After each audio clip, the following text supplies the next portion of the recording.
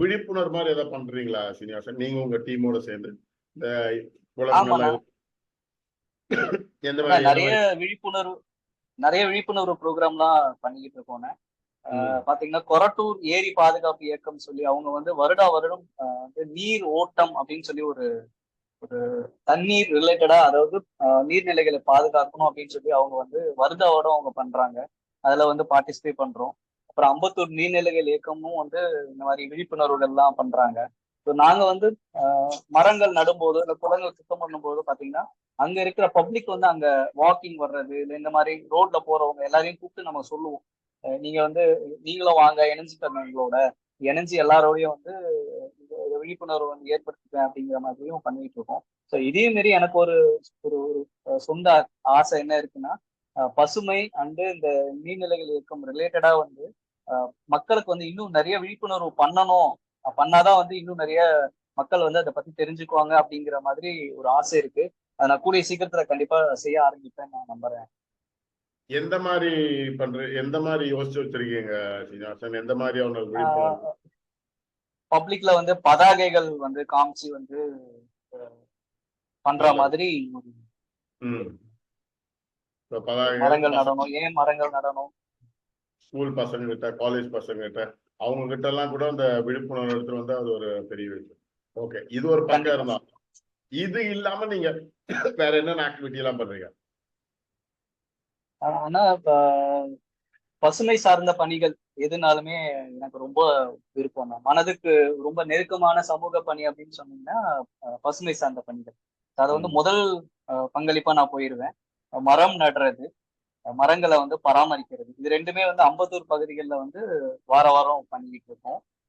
இது இல்லாம பாத்தீங்கன்னா பனை மரத்தை வந்து நம்ம காக்கணும். ஏன்னா அதோட நம்மளோட நாட்டு மரம், அதுல இருந்து கிடைக்காத பொருட்களே கிடையாது. அது வந்து பொருளாதாரம் சேர்ந்த ஒரு மரம்னு சொன்னா அது பனை மரம்.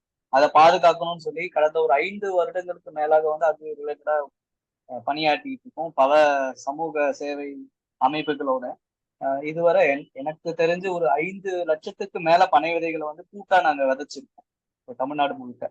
ம் தமிழ்நாடு முழுக்கன்னு கூட சொல்ல முடியாது, ஒரு சில மாவட்டங்கள்லயே 5 லட்சத்துக்கு மேல நாங்க விதைச்சிருக்கோம். மேபி வாலாஜாபாத்ல வந்து பசுமை சரண் அப்படின்னு ஒரு தோழர் இருக்காரு. அப்புறம் தேனியில வந்து பசுமை செந்தில் அப்படின்னு இருக்காங்க. இந்த தமிழ்நாடு முழுக்க பசுமை சார்ந்த இயக்கங்களோட தொடர்பு வச்சுக்கிட்டு யாருக்கு என்ன உதவி வேணுமோ, அது மரங்கள் வேணுமோ இல்லை வேற என்ன மாதிரியான உதவி வேணுமோ எல்லாம் கூட்டா சேர்ந்து பசுமைக்காக நாங்க பணியாற்றிட்டு இருக்கோம்னா இது வந்து பசுமை சார்ந்த பணி. அப்புறம் பாத்தீங்கன்னா இப்போ வந்து வேலை வாய்ப்பு அப்படின்னு பாத்தீங்கன்னா நம்ம பசங்க எல்லாமே படிச்சிடுறாங்கண்ணா, அவங்களுக்கு வந்து வேலை கிடைக்க மாட்டேங்குது. ஸோ அதனால வந்து நான் வந்து தனிப்பட்ட முறையில எங்களோட தனி டீம் வந்து வாட்ஸ்அப் குரூப் ஒன்று வச்சிருக்கோம்.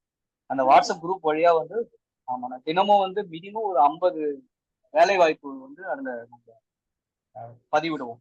ஸோ அதை வச்சு மேபி நிறைய பேருக்கு வேலை கிடைச்சிட்டே இருக்கு, இன்னும் நிறைய கிடைக்கணும் அப்படின்னு சொல்லி நாங்க பே பண்ணிட்டு எங்களோட பணிகளை நாங்க செஞ்சுக்கிட்டே இருக்கோம். அது கிட்டத்தட்ட ஒரு 4000 பேர் வந்து அந்த குரூப்ல இருக்காங்க. ஒரு 5 குழுவா இருக்காது. வேலை வேலை தேடுறவங்களுக்கு அந்த குரூப் வந்து ரொம்ப உதவியா இருக்கும்னு நான் நினைக்கிறேன். ஸோ இது இல்லாம அது சார்ந்து வந்து நிறைய மாணவர்களுக்கு பயிற்சி எல்லாம் கொடுக்கணும் அப்படின்னு ஒரு பிளான் இருக்கு.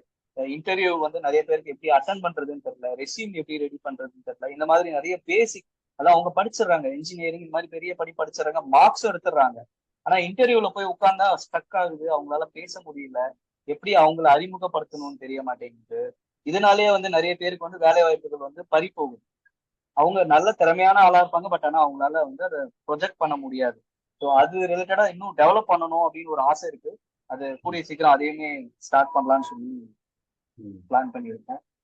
இது இல்லாம கல்வி கட்டணங்கள் உதவியும் பண்ணிக்கிட்டு இருக்கேன் நான்.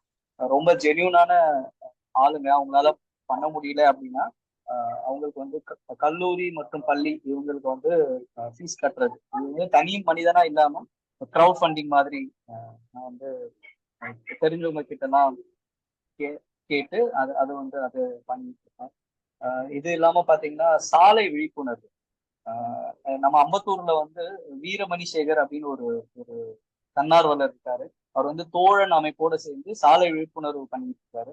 ஸோ அவரோட இணைஞ்சி வந்து வார வாரம் வந்து அம்பத்தூர் சிக்னல்ல, அப்புறம் இந்த எஸ்டேட் சிக்னல்ல இதெல்லாம் வந்து விழிப்புணர்வு வந்து பண்ணுவோம். நாங்க பதாகைகளை வந்து வச்சுக்கிட்டு ஹெல்மெட் போட்டு ஓட்டுங்க, சீட் பெல்ட் போடுங்க, டிரைவிங் லைசன்ஸ் இல்லாம ஓட்டாதீங்க, குழந்தைங்க கிட்ட வந்து வண்டி கொடுக்காதீங்க, இந்த மாதிரியான பணிகள் எல்லாம் வந்து செஞ்சுக்கிட்டு இருக்கோம்.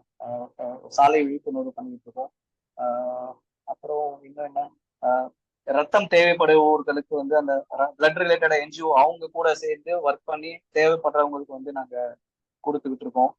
மளிகை பொருட்கள், அதாவது முதியோர்கள், இந்த மாதிரி முடியாம இருக்கவங்க, இவங்களுக்குலாம் வந்து மளிகை பொருட்கள் கொடுக்கறது, மருந்து வாங்கி கொடுக்கறது.